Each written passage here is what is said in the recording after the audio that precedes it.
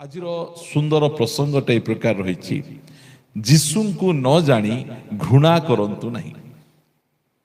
କେହି ଜଣେ କମେଣ୍ଟସରେ ଆମର ଏ ପ୍ରସଙ୍ଗଟା ଆପଣମାନେ ଲେଖିପାରିବେ, ଯୀଶୁଙ୍କୁ ନ ଜାଣି ଘୃଣା କରନ୍ତୁ ନାହିଁ। ଆଜି ଲୋକମାନେ ଯୀଶୁଙ୍କୁ କାହିଁକି ଘୃଣା କରୁଛନ୍ତି? କାରଣ ଯୀଶୁ ଖ୍ରୀଷ୍ଟଙ୍କୁ ଜାଣି ନାହାନ୍ତି। ଯେଉଁ ସମୟରେ ଜଣେ ବ୍ୟକ୍ତି ଯୀଶୁ ଖ୍ରୀଷ୍ଟଙ୍କୁ ଜାଣିବ, ସେ କୌଣସି ପ୍ରକାର ଭାବରେ ତାଙ୍କୁ ଘୃଣା କରିବ ନାହିଁ। ସେଥିପାଇଁ ଯୀଶୁଙ୍କୁ ନ ଜାଣି ତାଙ୍କୁ ଘୃଣା କରନ୍ତୁ ନାହିଁ। କାରଣ ମୁଁ ସେହି ଫାନ୍ଦରେ ପଡ଼ିଥିଲି, ମୁଁ ସେହି ପ୍ରକାର ଭାବରେ ଥିଲି। ଯୀଶୁ ଖ୍ରୀଷ୍ଟଙ୍କୁ ନ ଜାଣି ତାଙ୍କୁ ଘୃଣା କରୁଥିଲି। ଏ ମୁଖରେ ଘୃଣା କରୁନଥିଲି, ହୃଦୟର ସହିତ ଘୃଣା କରୁଥିଲି। ମୋ ଯୀଶୁଙ୍କୁ 1% ପସନ୍ଦ ନଥିଲା। ମୁଁ ଯୀଶୁଙ୍କୁ ଟିକେ ମଧ୍ୟ ପସନ୍ଦ କରୁନଥିଲି। କାହିଁକି? କାରଣ ମୁଁ ଯୀଶୁ ଖ୍ରୀଷ୍ଟଙ୍କୁ ଜାଣିନଥିଲି।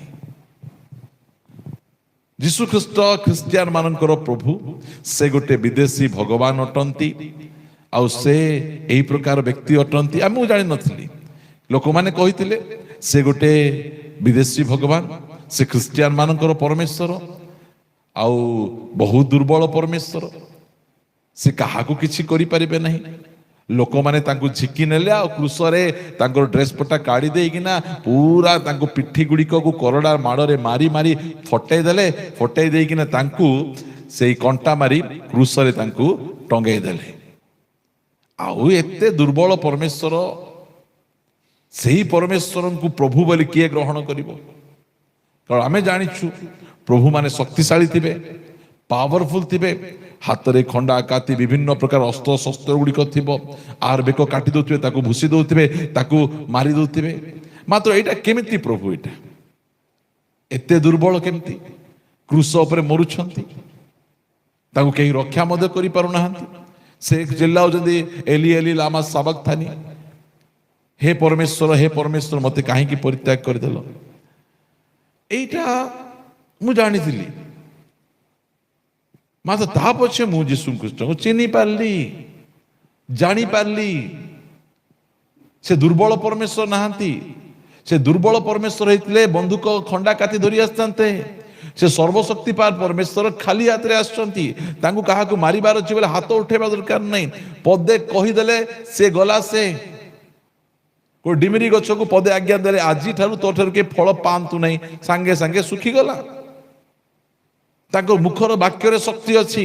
ତାଙ୍କୁ କୌଣସି ପ୍ରକାର ଖଣ୍ଡା କାତିର ଆବଶ୍ୟକ ନାହିଁ। ସେ ମୋ ପାଇଁ, ମୋ ପାପ ପାଇଁ ନିଜେ ଦୁର୍ବଳ ହେଇଗଲେ। ସେ ତାଙ୍କୁ ଅନେକ କଥା କହିଥାନ୍ତେ, ମାତ୍ର କହିଲେ ମତେ କ୍ରୁଶରେ ଚଢେଇ ଦେବେ। ସେଥିପାଇଁ ସେ ନୀରବ ରହିଲେ, ଯେମିତିକି ସେ କ୍ରୁଶରେ ଚଢିଯିବେ। ପ୍ରିୟମାନେ, ଯୀଶୁଙ୍କୁ ନ ଜାଣି, ପ୍ରଭୁ ଯୀଶୁ ଖ୍ରୀଷ୍ଟଙ୍କୁ ନ ଜାଣି ଘୃଣା କରନ୍ତୁ ନାହିଁ। ଘୃଣା କରିବେ, ଫାଷ୍ଟ ଜାଣନ୍ତୁ ସେ କିଏ, ସେ କଣ ପାଇଁ ପୃଥିବୀ ପୃଷ୍ଠକୁ ଆସିଥିଲେ, ଏଇଟା ଜାଣନ୍ତୁ। ପ୍ରଥମେ ଯୀଶୁଙ୍କୁ ଭଲ ଭାବରେ ଟିକେ ଜାଣନ୍ତୁ। ଜାଣିଲା ପରେ ଆପଣ ତାଙ୍କୁ ଗ୍ରହଣ କରନ୍ତୁ, ଘୃଣା କରନ୍ତୁ, ଯାହା ବି କରନ୍ତୁ। ପ୍ରଥମରେ ଟିକେ ଜାଣନ୍ତୁ। ଏଇ ବାଇବଲ ପଢିଲେ ଯୀଶୁଙ୍କ ବିଷୟରେ ଆପଣ ଜାଣିପାରିବେ।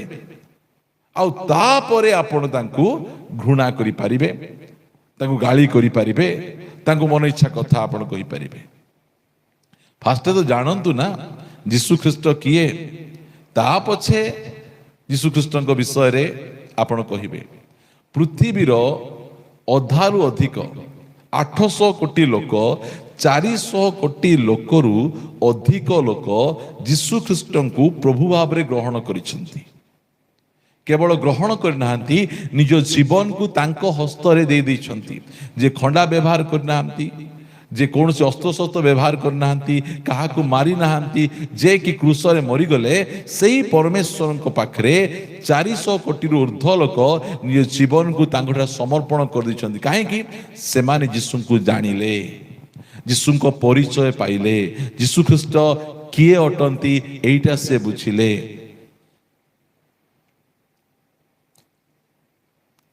ସେଥିପାଇଁ ସେମାନେ ଏଇସବୁ ବିଷୟ ଗୁଡ଼ିକ କରିଛନ୍ତି। ଆଜି ମୁଁ ଯୀଶୁ ଖ୍ରୀଷ୍ଟଙ୍କ ବିଷୟରେ ମୁଁ ଆପଣମାନଙ୍କୁ କିଛି କହିବା ପାଇଁ ଚାହେଁ। ଜାଣନ୍ତୁ, ବାଇବଲ ପଢିଲେ, ସେଥିପାଇଁ ଲୋକମାନଙ୍କୁ ବାଇବଲ ପଢ ନାହିଁ। ଦୁନିଆର ସବୁ ପୁସ୍ତକ ପଢ, ମାତ୍ର ତୁମେ ବାଇବଲ ପଢ ନାହିଁ। କାରଣ ବାଇବଲ ପଢିଲେ ଆଖି ଫିଟିଯିବ, ସତ୍ୟ ପରମେଶ୍ୱରଙ୍କୁ ଜାଣିଦେବ। ଆଉ ଯେତେବେଳେ ତୁମେ ସତ୍ୟ ପରମେଶ୍ୱରଙ୍କୁ ଜାଣିଦେବ ତାହେଲେ ଅସୁବିଧା ହେଇଯିବ। ଯୀଶୁଙ୍କୁ ତୁମେ ଗ୍ରହଣ କରିଦେଲେ ଅନ୍ୟମାନଙ୍କର ଅସୁବିଧା ହେଇଯିବ। ସେଥିପାଇଁ ଲୋକମାନେ ସବୁ ପଢ଼ ସିନା ଏ ବାଇବଲ ପଢ଼ ନାହିଁ। ବାଇବଲକୁ ଝିକୁଛନ୍ତି, ଚିରୁଛନ୍ତି, ବାଇବଲକୁ ନିଆଁ ଲଗାଉଛନ୍ତି, ବାଇବଲକୁ ବ୍ୟାନ୍ କରିଦେଉଛନ୍ତି। କେତେ ଦେଶରେ ଅଧିକ ଏହି ପୁସ୍ତକକୁ ଡରୁଛନ୍ତି। ଅନେକ ଦେଶ ଗୁଡ଼ିକରେ ସବୁ ତୁମେ କରିପାରିବ, ମୋବାଇଲରେ ବାଇବଲ ଡାଉନଲୋଡ କରିପାରିବ ନାହିଁ, କି ତୁମେ ବାଇବଲର ହାର୍ଡ କପି ତୁମେ ରଖିପାରିବ ନାହିଁ। କାହିଁକି? ବାଇବଲ ପଢ଼ିଲେ ତୁମେ ଯୀଶୁଙ୍କ ବିଷୟରେ ତୁମେ ଜାଣିଦେବ। ପ୍ରିୟମାନେ, ମୁଁ ଯୀଶୁଙ୍କ ବିଷୟରେ ମୁଁ ଆପଣମାନଙ୍କୁ କିଛି କହିବା ପାଇଁ ଚାହେଁ। ଲୁକ ଲିଖିତ ସୁସମାଚାର 4 ଅଧ୍ୟାୟକୁ ଫିଟାଇବେ ଟିକେ। ଲୁକ ଲିଖିତ ସୁସମାଚାର 4 ଅଧ୍ୟାୟ ମୁଁ ଆପଣମାନଙ୍କ ନିମନ୍ତେ ପଢ଼ୁଅଛି। 18 ପଦରେ, ପ୍ରଭୁଙ୍କ ଆତ୍ମା ମୋ ଠାରେ ଅଧିଷ୍ଠିତ, ଯେଣୁ ଦିନହୀନ ମାନଙ୍କ ନିକଟରେ ସୁସମାଚାର ପ୍ରଚାର କରିବା ନିମନ୍ତେ ସେ ମୋତେ ଅଭିଷେକ୍ତ କରିଅଛନ୍ତି।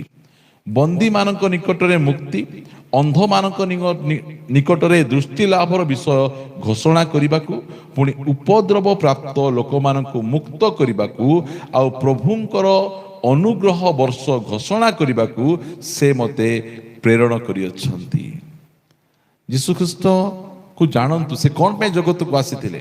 ଜଗତରେ ଆସିବାର, ଏ ପୃଥିବୀରେ ଆସିବାର ଉଦ୍ଦେଶ୍ୟ କୌଣସି ଧର୍ମ ସ୍ଥାପନ କରିବା ପାଇଁ ନାହିଁ। ଯୀଶୁଖ୍ରୀଷ୍ଟ ଆସିବା ପୂର୍ବରୁ ପୃଥିବୀରେ ଅନେକ ଧର୍ମ ଥିଲା। ଆଉ ଯୀଶୁଖ୍ରୀଷ୍ଟ ଆସି ଗୋଟେ ନୂଆ ଧର୍ମକୁ ସେ ସ୍ଥାପନ କରିନାହାନ୍ତି। ଯୀଶୁଖ୍ରୀଷ୍ଟ କୌଣସି ଧର୍ମ ସ୍ଥାପନ କରିବା ପାଇଁ ଆସିନାହାନ୍ତି, କି ଯୀଶୁଖ୍ରୀଷ୍ଟ କୌଣସି ଧର୍ମର ମଧ୍ୟ ନାହାନ୍ତି। ଯୀଶୁଖ୍ରୀଷ୍ଟ ସମସ୍ତଙ୍କର ପ୍ରଭୁ, ତ୍ରାଣକର୍ତ୍ତା, ଉଦ୍ଧାରକର୍ତ୍ତା, ବିଚାରକର୍ତ୍ତା, ରକ୍ଷାକର୍ତ୍ତା, ପରମେଶ୍ୱର ସେ ଅଟନ୍ତି। ପ୍ରିୟମାନେ, ସେଥିପାଇଁ ଯୀଶୁଖ୍ରୀଷ୍ଟ ଯେତେବେଳେ ଏହି ଜଗତରେ ଆସିଲେ, ସେ କୋଉଠିକୁ ଆସୁଛନ୍ତି? ସେ ବେଥଲିହିମରେ ଆସୁଛନ୍ତି। କାହିଁକି ବେଥଲିହିମରେ ଆସୁଛନ୍ତି? ବେଥଲିହିମ ହେଉଛି ପୃଥିବୀର କେନ୍ଦ୍ରରେ ଅଛି। ଆପଣ ଜାଣିପାରିବେ ଯେ ପ୍ରଭୁ ଯୀଶୁଖ୍ରୀଷ୍ଟ ପୃଥିବୀର ବାଁରେ କି ଡାହାଣରେ ଆସୁନାହାନ୍ତି, କେନ୍ଦ୍ରରେ ଆସୁଛନ୍ତି, ମଝିରେ ଆସୁଛନ୍ତି। କାହିଁକି ମଝିରେ ଆସୁଛନ୍ତି? କାରଣ ସେ ସମସ୍ତଙ୍କର ଅଟନ୍ତି, ସେ ଅନ୍ୟ କାହାର ନାହାନ୍ତି। ସେଥିପାଇଁ ଯୀଶୁଖ୍ରୀଷ୍ଟଙ୍କର ସ୍କିନ୍ କଳା ନାହିଁ କି ଗୋରା ନାହିଁ, ତାଙ୍କର ସ୍କିନ୍ ବ୍ରାଉନ। କାହିଁକି? କାରଣ ସେ କଳାଙ୍କର ପ୍ରଭୁ ନାହାନ୍ତି କି ଗୋରାଙ୍କର ପ୍ରଭୁ ନାହାନ୍ତି, ସେ ସମସ୍ତଙ୍କର ପରମେଶ୍ୱର ଅଟନ୍ତି। ପ୍ରଭୁ ଯୀଶୁଖ୍ରୀଷ୍ଟ କେବଳ ହିବ୍ରୁ, ଗ୍ରୀକ, ଆରାମିକ ଜାଣନ୍ତି ତାହା ନୁହେଁ, ପୃଥିବୀର ସବୁ ଭାଷା ତାଙ୍କୁ ଜଣା। ମୁଁ ଓଡ଼ିଆରେ ପ୍ରାର୍ଥନା କଲେ ପ୍ରଭୁ କହୁନାହାନ୍ତି I don't understand Odia, please pray in English, I am the God of English, please pray, ଏମିତି କହୁନାହାନ୍ତି। ଆପଣ ଓଡ଼ିଆରେ ପ୍ରାର୍ଥନା କଲେ ସେ ଶୁଣିବେ, ହିନ୍ଦୀରେ ପ୍ରାର୍ଥନା କଲେ ଶୁଣିବେ, ତେଲୁଗୁରେ ପ୍ରାର୍ଥନା କଲେ ଶୁଣିବେ, ଆପଣ ବଙ୍ଗାଳୀରେ ପ୍ରାର୍ଥନା କଲେ ଶୁଣିବେ, ଆପଣ ଯେକୌଣସି ଭାଷାରେ ମଧ୍ୟ ପ୍ରାର୍ଥନା କଲେ ପ୍ରଭୁ ଯୀଶୁଖ୍ରୀଷ୍ଟ ଶୁଣିବେ। କାରଣ ସେ ଭାଷାକୁ ତିଆରି କରିଛନ୍ତି, ଆଉ ସେ ସମସ୍ତଙ୍କର ପରମେଶ୍ୱର। ଓଡ଼ିଆଙ୍କର ପରମେଶ୍ୱର, ସେ ଇଂରାଜୀର ପରମେଶ୍ୱର, ହିନ୍ଦୀ ମାନଙ୍କ ପରମେଶ୍ୱର, ସମସ୍ତଙ୍କର ପରମେଶ୍ୱର। ସେଥିପାଇଁ ସେ ଏହି ସ୍ଥାନରେ କୌଣସି ଗୋଟିଏ ନୂଆ ଧର୍ମ ସ୍ଥାପନ କରିବା ପାଇଁ ଆସିନାହାନ୍ତି। এইটা ଆମେ ସୁସମାଚାର ପ୍ରଚାର କରୁଛୁ। ଆମେ କାହିଁକି? କୌଣସି ଧର୍ମରେ ମୁକ୍ତି ନାହିଁ, କୌଣସି ଧର୍ମରେ ପରିତ୍ରାଣ ନାହିଁ। ସେଥିପାଇଁ ପ୍ରଭୁ ଯୀଶୁଖ୍ରୀଷ୍ଟ ଆସି କହିଲେ ମୁଁ ଜଗତର ଜ୍ୟୋତି। କାହିଁକି? ଆଜି ଲୋକମାନେ ଅନ୍ଧକାରରେ ଥିଲେ, ଅନ୍ଧକାରରେ ଥିବାରୁ ଆଲୋକ ଖୋଜୁଥିଲେ। ସେଥିପାଇଁ ପ୍ରଭୁ ଯୀଶୁଖ୍ରୀଷ୍ଟ ଜଗତର ଜ୍ୟୋତି ଅଟନ୍ତି। ପ୍ରିୟମାନେ, ଏଇଠି ପ୍ରଭୁ ଯୀଶୁଖ୍ରୀଷ୍ଟ ସେ କହୁଅଛନ୍ତି ଯେ ପ୍ରଭୁଙ୍କର ଆତ୍ମା ମୋ ଠାରେ ଅଧିଷ୍ଠିତ, ଯେଣୁ ଦିନହୀନ ମାନଙ୍କ ନିକଟରେ, କାହାକୁ? ଦିନହୀନ, ଦୁଃଖୀ, ଦରିଦ୍ର, ଅନାଥ, ବିଧବା, ଏହି ପ୍ରକାର ଦିନହୀନ ମାନଙ୍କ ନିକଟରେ ସୁସମାଚାର, ଖୁସିର ଖବର ସେ ଦେବା ପାଇଁ ଆସିଲେ। ଆଉ ବନ୍ଦୀମାନେ, ଯେଉଁମାନେ ବିଭିନ୍ନ ପ୍ରକାର ପାପରେ ବନ୍ଧନରେ ଥିଲେ, ଶୈତାନର ବନ୍ଧନରେ, ନିଶା ଦ୍ରବ୍ୟର ବନ୍ଧନରେ, ପରମ୍ପରାର ବନ୍ଧନରେ, ବିଭିନ୍ନ ପ୍ରକାର ଭୂତ ପ୍ରେତ ବନ୍ଧନ ଗୁଡ଼ିକରେ ଥିଲେ, ଲେଖାଗଲା ବନ୍ଦୀମାନଙ୍କ ନିକଟରେ ମୁକ୍ତି। ବନ୍ଦୀମାନଙ୍କ ନିକଟରେ କ'ଣ? ମୁକ୍ତି। କାହାକୁ ଆସି କମ୍ବଳ, କାହାକୁ ବରା ସିଙ୍ଗଡ଼ା, କାହାକୁ କୌଣସି ପ୍ରକାର ପ୍ରଲୋଭନ ନାହିଁ। ଯେଉଁମାନେ ଦିନହୀନ ସେମାନଙ୍କ ନିକଟରେ ସେ ସୁସମାଚାର ପ୍ରଚାର କଲେ, ଆଉ ଯେଉଁମାନେ ବନ୍ଧନରେ ଅଛନ୍ତି ସେମାନଙ୍କ ନିକଟରେ ମୁକ୍ତି, ଆଉ ଅନ୍ଧମାନଙ୍କ ନିକଟରେ ଦୃଷ୍ଟି ଲାଭର ବିଷୟ ଘୋଷଣା କରିବା ପାଇଁ, ଆଉ ଯେଉଁମାନେ ସମାଜରେ ଉପଦ୍ରବ ପ୍ରାପ୍ତ, ଦଳିତ, ନୀଚ, ବିଭିନ୍ନ ପ୍ରକାର ଭାବରେ କଦର୍ଯ୍ୟ ଭାବରେ ଲୋକମାନେ ତାଙ୍କୁ ଦଳିତ କରି ରଖୁଛନ୍ତି, ଉପଦ୍ରବ ଲୋକମାନଙ୍କୁ ମୁକ୍ତ କରିବାକୁ। ଆମେ ମଧ୍ୟ ସେହି ପ୍ରକାର ଉପଦ୍ରବ ପ୍ରାପ୍ତ ଲୋକ ଆମେ ଥିଲୁ। ମୁଁ ପ୍ରଭୁଙ୍କୁ ଧନ୍ୟବାଦ ଦିଏ ଯେ ସେ ପରମେଶ୍ୱର ଆମକୁ ସେ ଉପଦ୍ରବରୁ ସେ ଆମମାନଙ୍କୁ ମୁକ୍ତ କରିଛନ୍ତି, ଆଉ ପ୍ରଭୁଙ୍କର ଅନୁଗ୍ରହର ବର୍ଷ ଘୋଷଣା କରିବାକୁ ସେ ମୋତେ ପ୍ରେରଣା କରେ। ଜାଣନ୍ତୁ ଏଠି କ'ଣ ମନ୍ଦ ଅଛି କୁହନ୍ତୁ? ସେ ଏହି ସବୁ ବିଷୟ ପାଇଁ ଆସିଛନ୍ତି। ମୁଁ ଆପଣମାନଙ୍କୁ ଲୁକ ନିକଟକୁ ପୁନର୍ବାର ନେଇଯିବା ପାଇଁ ଚାହେଁ। ଏହାର 19 ଅଧ୍ୟାୟକୁ ଆପଣମାନଙ୍କ ନିକଟକୁ ନେଇଯିବି। ପ୍ରଭୁ ଯୀଶୁଖ୍ରୀଷ୍ଟଙ୍କୁ ଘୃଣା କରିବା ପୂର୍ବରୁ ତାଙ୍କୁ ଜାଣନ୍ତୁ ସେ କ'ଣ ପାଇଁ ଆସିଥିଲେ। 19 ଅଧ୍ୟାୟ, ଲୁକ 19 ଅଧ୍ୟାୟ, ଏହାର 10 ପଦ 9 ପଦରୁ ପଢୁଛି। ସେଥିରେ ଯୀଶୁ ତାଙ୍କ ବିଷୟରେ କହିଲେ। କାହା ବିଷୟରେ? ଯକ୍ଷଙ୍କ ବିଷୟରେ କହିଲେ। କ'ଣ କହିଲେ? ଆଜି ଏହି ଗୃହରେ ପରିତ୍ରାଣ ଉପସ୍ଥିତ ହୋଇଅଛି, ଯେଣୁ ଏ ମଧ୍ୟ ଅବ୍ରାହମଙ୍କର ଜଣେ ସନ୍ତାନ। କାରଣ ଯାହା ହଜିଅଛି ତାହା ଖୋଜି ରକ୍ଷା କରିବାକୁ ମନୁଷ୍ୟ ପୁତ୍ର ଆସିଅଛନ୍ତି। ମନୁଷ୍ୟ ପୁତ୍ର କ'ଣ ପାଇଁ ଆସିଅଛନ୍ତି? ପ୍ରଭୁ ଯୀଶୁଖ୍ରୀଷ୍ଟ କ'ଣ ପାଇଁ ଆସିଛନ୍ତି? ଯାହା ହଜିଅଛି। କିଏ ହଜିଛନ୍ତି? ମନୁଷ୍ୟ ହଜି ଯାଇଛି। ମନୁଷ୍ୟ ତାର ସୃଷ୍ଟିକର୍ତ୍ତାଙ୍କ ଠାରୁ ହଜି ଯାଇଛି। ସେ ଯେଉଁମାନେ ସୃଷ୍ଟିକର୍ତ୍ତା ନୁହନ୍ତି ସେମାନଙ୍କ ପଛକୁ ପଳାଇ ଯାଇଛି। ଆଜି ଦେଖନ୍ତୁ ମନୁଷ୍ୟ ହଜି ଯାଇଛି। ସେ କିଏ? ସେ କୋଉଠାରୁ ଆସିଛି? ସେ ମାଙ୍କଡରୁ ଆସି ନାହିଁ, କୌଣସି ମାଟି ତଳୁ ବାହାରି ନାହିଁ ମଣିଷ। ମନୁଷ୍ୟ ପରମେଶ୍ୱରଙ୍କ ଠାରୁ ଆସିଛି। ଆମର ପରମେଶ୍ୱର ସେ ଗୋଟିଏ ମାଟିରେ ଗୋଟେ ପିଣ୍ଡୁଳା ତିଆରି କଲେ, ଆଉ ତାର ନାସିକା ରନ୍ଧ୍ରରେ ଫୁଙ୍କ ଦେବାରୁ ସେ ଜୀବିତ ପ୍ରାଣୀ ହେଲେ। ମନୁଷ୍ୟକୁ ତାଙ୍କର ସାଦୃଶ୍ୟ ଓ ପ୍ରତିମୂର୍ତ୍ତିରେ ତିଆରି କରିଛନ୍ତି। ମାତ୍ର ଆଜି ମନୁଷ୍ୟ ମଦୁଆ ହେଇଯାଇଛି, ଜୁଆରୀ ହେଇଯାଇଛି, ବ୍ୟଭିଚାର ହେଇଯାଇଛି, କ୍ରୋଧୀ ହେଇଯାଇଛି, ଗଣ୍ଡଗୋଳ କରିବା, ହତ୍ୟାକାରୀ।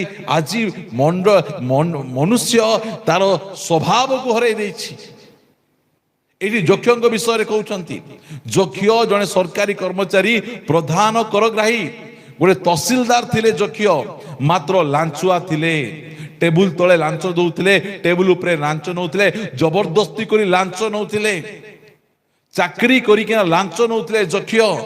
ଜୀବନରେ ଧନ ସମ୍ପତ୍ତି ଭର୍ତ୍ତି ହେଇକିନା ଅଛି, ମାତ୍ର ଜୀବନରେ ଶାନ୍ତି ନାହିଁ, ଜୀବନରେ ସମ୍ମାନ ନାହିଁ।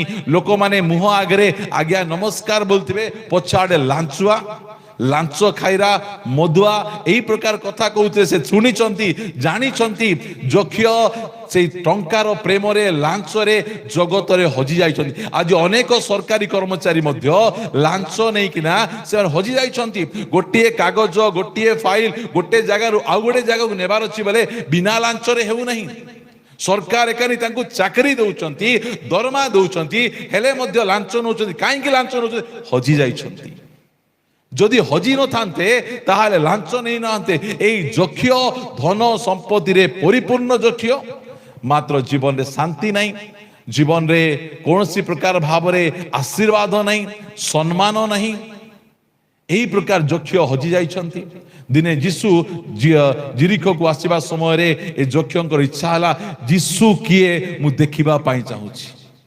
ସେଥିପାଇଁ କହୁଛି, ପ୍ରଥମେ ଯୀଶୁଙ୍କୁ ଜାଣନ୍ତୁ, ତାପରେ ପ୍ରେମ କରିବେ କି ଘୃଣା କରିବେ ତାପରେ କରିବେ। ଗୋଟେ ଯକ୍ଷ ଏ ଗୋଟେ ଗରିବ ଲୋକ ନୁହନ୍ତି, ପ୍ରଧାନ କରଗ୍ରାହୀ, ଗୋଟେ ତହସିଲଦାର, ଗୋଟେ sub collector, collector, IAS officer ଗୋଟେ କ୍ୟାଟାଗୋରୀ ଲୋକ। ତାଙ୍କୁ କ'ଣ ଅଭାବ ଟିକେ କୁହନ୍ତୁ ଆଜ୍ଞା? ଆମକୁ ସିନା କହିବେ ତୁମେ ଆଦିବାସୀ, ହରିଜନ, ଦୁଃଖୀ ଦରିଦ୍ର ମାନଙ୍କୁ ଫୁସରେଇକିନା ସେମାନଙ୍କୁ ଧର୍ମ ପରିବର୍ତ୍ତନ କରୁଛ। ଏ ଯକ୍ଷକୁ କ'ଣ ଅସୁବିଧା ଥିଲା? ଆଗୁ ଟଙ୍କା ନାହିଁ, ଧନ ନାହିଁ, ନା ସମ୍ପତ୍ତି ନାହିଁ, ନା କ'ଣ ନାହିଁ? ସବୁ ଅଛି, ମାତ୍ର ଜୀବନରେ ଶାନ୍ତି ନାହିଁ, ଜୀବନରେ ସମ୍ମାନ ନାହିଁ। এইটা ସେ ଜୀବନରେ ଲେକ୍ ପାଇଛି, ଅଭାବ ତାର। ସେଥିପାଇଁ ଲେଖାଯାଉଛି ଯୀଶୁ କିଏ, 19:3 ଯୀଶୁ କିଏ ତାହା ଦେଖିବାକୁ ସେ ଚେଷ୍ଟା କରୁଥିଲେ, କିନ୍ତୁ ଲୋକଙ୍କର ଭିଡ଼ ସକାଶୁ ଦେଖିପାରୁନଥିଲେ, କାରଣ ସେ ବାଙ୍ଗର ଥିଲେ। ନାଇଁ କି, ହାଇଟ୍ କମ୍, ବାଙ୍ଗର, ଦେଖିପାରୁନାହାନ୍ତି, ଚାରିଆଡ଼େ ଲୋକ ଘେରିକିନା ଅଛନ୍ତି। ମାତ୍ର ହଉ ଠିକ ଅଛି, ଦେଖି ତ ପାରିଲି ନାହିଁ, ଆଉ କେବେ ଦେଖିବି ବୋଲି ପଳେଇ ଗଲେ ନାହିଁ। ଲେଖାଯାଉଛି ଏଣୁ ସେ ଆଗକୁ ଦୌଡ଼ି ଯାଇ ତାହାଙ୍କୁ ଦେଖିବା ନିମନ୍ତେ ଗୋଟିଏ ଡିମିରି ଗଛରେ ଚଢ଼ିଲେ। ଯୀଶୁଙ୍କୁ ଦେଖିବା ପାଇଁ ହେଲେ ପରିଶ୍ରମ କରିବାକୁ ପଡ଼ିବ, ନିଜର ସେ ପୋଜିସନକୁ ଛାଡ଼ିବାକୁ ପଡ଼ିବ।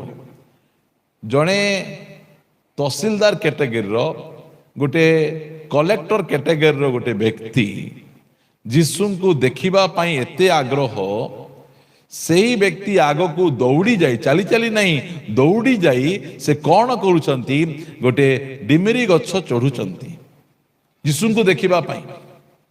ଭାବି ଦେଖନ୍ତୁ, ପଚାରୁଥିବେ ଆରେ ଆଜି ଆମର ଆଜ୍ଞାଙ୍କୁ କ'ଣ ହେଲା, କ'ଣ ଡିମିରି ଖାଇବାକୁ ଇଚ୍ଛା କି ଆଙ୍କୁ, ଏ ଗଛରେ ଚଢ଼ୁଛନ୍ତି। ଭାବନ୍ତୁ, ଯୀଶୁଙ୍କୁ ଦେଖିବା ପାଇଁ ହେଲେ ସେ କେତେ ପରିଶ୍ରମ କରୁଛନ୍ତି। କାହିଁକି, ସେ ଜାଣିଛନ୍ତି ପରିତ୍ରାଣ ଯୀଶୁ ଦେଇପାରିବେ, ଶାନ୍ତି ଯୀଶୁ ଦେଇପାରିବେ, ପାପ କ୍ଷମା ଯୀଶୁ ଦେଇପାରିବେ। ଏଥିପାଇଁ ତାଙ୍କୁ କିଏ ଡକାଯାଇ ନଥିଲା, ମାତ୍ର ସେ ଶାନ୍ତିର ଅନ୍ୱେଷଣ କରୁଥିଲେ, ଉଦ୍ଧାରର ଅନ୍ୱେଷଣ କରୁଥିଲେ, ଅନନ୍ତ ଜୀବନର ଅନ୍ୱେଷଣ କରୁଥିଲେ। ଆଉ ସେଇଟା ଯୀଶୁଙ୍କ ପାଖରେ ଅଛି ବୋଲି ସେ ଶୁଣିଥିଲେ। ଆଉ ଯେତେବେଳେ ଯୀଶୁ ଖ୍ରୀଷ୍ଟ ତାଙ୍କର ଗାଁକୁ ଆସିଲେ, ତାଙ୍କୁ ଭେଟିବା ପାଇଁ ଯାଉଛନ୍ତି, ଚାରିଆଡ଼େ ଲୋକ ଗହଳ। ଇଆଡ଼େ ଗଲେ ମାମୁଁ ଅଛନ୍ତି, ସିଆଡ଼େ ଗଲେ ଦାଦା ଅଛନ୍ତି, ସିଆଡ଼େ ଗଲେ କାକା ଅଛନ୍ତି। ମୋତେ ଦେଖିଲେ ଖରାପ ଭାବିବେ, ମୋତେ କେହି ନ ଦେଖନ୍ତୁ, ମୁଁ କେବଳ ଯୀଶୁଙ୍କୁ ଟିକେ ଦେଖିଦେବି ବୋଲି ସେ ଗଛରେ ଚଢ଼ିଦେଲେ। ଗଛରେ ଚଢ଼ିଦେଲେ, ଲେଖାଗଲା ଏଣୁ ଆଗକୁ ଦୌଡ଼ି ଯାଇ ତାହାଙ୍କୁ ଦେଖିବା ନିମନ୍ତେ ଗୋଟିଏ ଡିମିରି ଗଛରେ ଚଢ଼ିଲେ, କାରଣ ସେହି ବାଟ ଦେଇ ଯୀଶୁଙ୍କର ଯିବାର ଥିଲା। ଗଛରେ ଚଢ଼ିଦେଲେ, ଚଢ଼ି ଦେଇ ସେ ଗଛରେ କ'ଣ କରୁଛନ୍ତି, ବସିଛନ୍ତି। ତଳେ ଲୋକ ଗହଳି, ସେ ଉପରେ ଚଢ଼ି ଦେଇଛନ୍ତି। ଆଉ କେହି ମଧ୍ୟ ଯକ୍ଷଙ୍କ ଆଡ଼କୁ ଅନଉନାହାନ୍ତି, ସମସ୍ତେ ଯୀଶୁଙ୍କ ଆଡ଼କୁ ଅନଉଛନ୍ତି। ଏହି ପ୍ରକାର ପରିସ୍ଥିତି ଚାଲିଛି। ତା ପଛେ ଲେଖାଗଲା ଯେତେବେଳେ ସେ ବାଟ ଦେଇ ଯୀଶୁଙ୍କ ଯିବାର ଥିଲା, ଯୀଶୁ ସେ ସ୍ଥାନକୁ ଆସି ଉପରକୁ ଚାହିଁ ତାଙ୍କୁ କହିଲେ। ଯୀଶୁ ଖ୍ରୀଷ୍ଟ ଦେଖୁଛନ୍ତି ଗୋଟେ ବାଙ୍ଗରା ଲୋକ ଅଛି, ତାକୁ ମୋତେ ଦେଖିବାକୁ ବହୁତ ଆଗ୍ରହ, ଆଉ ସେ ଗଛରେ ଚଢ଼ି ଦେଇଛି। ଯୀଶୁ ସେହି ବାଟ ଦେଇ ଯାଉ ଯାଉ ସେ ଉପରକୁ ଅନେଇଲେ, ଆଉ ପଚାରୁଛନ୍ତି, ବାବୁ ସେ ଉପରେ ଯୋଉ ବସିଛନ୍ତି ତାଙ୍କର ନାଁ କ'ଣ ଟିକେ କୁହ ତ। ଏ ବାଙ୍ଗରା, ଏ ବାଙ୍ଗରା, ଏ ପ୍ରଧାନ କରଗ୍ରାହୀ, ୟାଡକୁ ଓହ୍ଲେଇଆ ବୋଲି କହୁନାହାନ୍ତି। ଯୀଶୁ ଖ୍ରୀଷ୍ଟ କହୁଛନ୍ତି, ଯକ୍ଷ ତୁମେ ଶୀଘ୍ର ଓହ୍ଲାଇ ଆସ। ହାଲେଲୁୟା। ଆମର ପରମେଶ୍ୱର ଆମର ନାଁ ଜାଣନ୍ତି। ଯେତିକି ଯାକ ତାରା ଆକାଶରେ ଅଛି ସମସ୍ତଙ୍କର ନାଁ ସେ ଜାଣନ୍ତି। ଆମ ମସ୍ତକର ପ୍ରତ୍ୟେକ କେଶକୁ ସେ ଗଣିକିନା ଅଛନ୍ତି। ସେ ଏହି ପ୍ରକାର, ମୁଁ ଦେଖୁଛି ଗୋଟେ ଧଳା ସାର୍ଟ ପିନ୍ଧିଥିବା ଲୋକ ଗଛ ଉପରେ ଚଢ଼ିଛି, ନାଲି ଶାଢ଼ୀ ପିନ୍ଧିଥିବା ଗୋଟେ ଭଉଣୀ ଅଛନ୍ତି। ସେ ଏହି ପ୍ରକାର ଆଜିକାଲିର ଭାବବାଦୀ ମାନଙ୍କ ପରି ସେ ଡାକନ୍ତି ନାହିଁ, ସେ ନାମ ଧରି ଡାକନ୍ତି। କ'ଣ କି ତା ନାଁ? ଦୁନିଆ ଯୋଉ ନାମ ଦେଇଛନ୍ତି ସେ ନାମରେ ଡାକନ୍ତି ନାହିଁ। ଦୁନିଆ ତାଙ୍କୁ ଦେଇଥିଲେ ପାପୀ, ଯକ୍ଷଙ୍କୁ ପାପୀ ଦେଇଥିଲେ, ବାଙ୍ଗରା ଦେଇଥିଲେ। ପ୍ରିୟମାନେ, ଆଜି ଦୁନିଆ ଆମକୁ ଗୋଟେ ଅଲଗା ନାଁ ଦେଇଛି। ଆମକୁ ଛୋଟ ଜାତି, ନିଚ ଜାତି, ବିଭିନ୍ନ ପ୍ରକାର କଦର୍ଯ୍ୟ ନାଁରେ ଆମକୁ ଗାଳି କରୁଛନ୍ତି। ମାତ୍ର ଯୀଶୁ ଖ୍ରୀଷ୍ଟ ଆମକୁ ଆମର କଦର୍ଯ୍ୟ ନାଁରେ ନାହିଁ, ଆମକୁ ସମ୍ମାନର ସହିତ ଡାକୁଛନ୍ତି। ସେ କହୁଛନ୍ତି, ଯକ୍ଷ ତୁମେ ଶୀଘ୍ର ଓହ୍ଲାଇ ଆସ। এইটা ଆମର ପରମେଶ୍ୱର, ସେ ଆମର ନାଁ ଜାଣନ୍ତି, ଆଉ ସେ କହୁଅଛନ୍ତି ଆସ। ଦୁନିଆ ତୁମକୁ ଘୃଣା କରୁଛି, ଦୁନିଆ ତୁମକୁ ସମ୍ମାନ ଦେଉନାହିଁ, ଦୁନିଆ ପାଇଁ ତୁମେ ଘୃଣାର ଯୋଗ୍ୟ, ହେଲେ ମଧ୍ୟ ମୁଁ ତୁମ ଘରକୁ ଆସିବି। କ'ଣ ଲେଖାଗଲା? ଯୀଶୁ ସେହି ସ୍ଥାନକୁ ଆସି ଉପରକୁ ଚାହିଁ ତାଙ୍କୁ କହିଲେ, ଯକ୍ଷ ଧୀରେ ଓହ୍ଲାଅ ନାହିଁ, ଶୀଘ୍ର ଓହ୍ଲାଇ ଆସ, କାରଣ ଆଜି ମୋତେ ଅବଶ୍ୟ ତୁମ୍ଭ ଘରେ ରହିବାକୁ ହେବ। ତୁମ ଘରେ ମୁଁ ରହିବି ଆସି। ଦୁନିଆ ତୁମକୁ ଘୃଣା କରୁଛି, ଦୁନିଆ ଦୃଷ୍ଟିରେ ତୁଚ୍ଛୀକୃତ, ଦୁନିଆ ଦୃଷ୍ଟିରେ ହୀନସ୍ତା, ଦୁନିଆ ତୁମକୁ ପଚାରୁ ନାହିଁ, ମାତ୍ର ମୁଁ ଆଜି ତୁମ ଘରେ ରହିବା ପାଇଁ ଚାହୁଁଛି। ଯୀଶୁଙ୍କୁ ଜାଣନ୍ତୁ, ଏ ଯକ୍ଷ ଯୀଶୁଙ୍କ ବିଷୟରେ ଶୁଣିଥିଲେ, ଆଉ ଯୀଶୁଙ୍କୁ ବର୍ତ୍ତମାନ ସେ ଦେଖିବା ପାଇଁ ଗଲେ। ଯୀଶୁଙ୍କୁ ସେ କ'ଣ ଦେଖିବେ? ଯକ୍ଷ ନ ଆସିବା ପୂର୍ବରୁ ଯୀଶୁ ତାଙ୍କୁ ଦେଖିଛନ୍ତି, ତାଙ୍କ ନାଁକୁ ଜାଣିଛନ୍ତି, ଆଉ କହୁଛନ୍ତି ଆଜି ମୋତେ ଅବଶ୍ୟ ତୁମ ଘରେ ରହିବାକୁ ହେବ। ପ୍ରେଜ୍ ଦ ଲର୍ଡ, ହାଲେଲୁୟା। ପ୍ରଭୁଙ୍କର ଗୌରବ, ମହିମା, ସ୍ତୁତି, ବନ୍ଦନା ହେଉ। ପ୍ରିୟମାନେ, ଆମର ପରମେଶ୍ୱର ଆମ ଘରେ ରୁହନ୍ତି। ଆମ ପରମେଶ୍ୱର କୌଣସି ଚର୍ଚ୍ଚରେ, ମନ୍ଦିରରେ, କୌଣସି ନଦୀ କୂଳରେ, ପାହାଡ଼ ଉପରେ ରୁହନ୍ତି ନାହିଁ। ଆମ ସହିତ ରହିବା ପରମେଶ୍ୱର ସେ ଅଟନ୍ତି।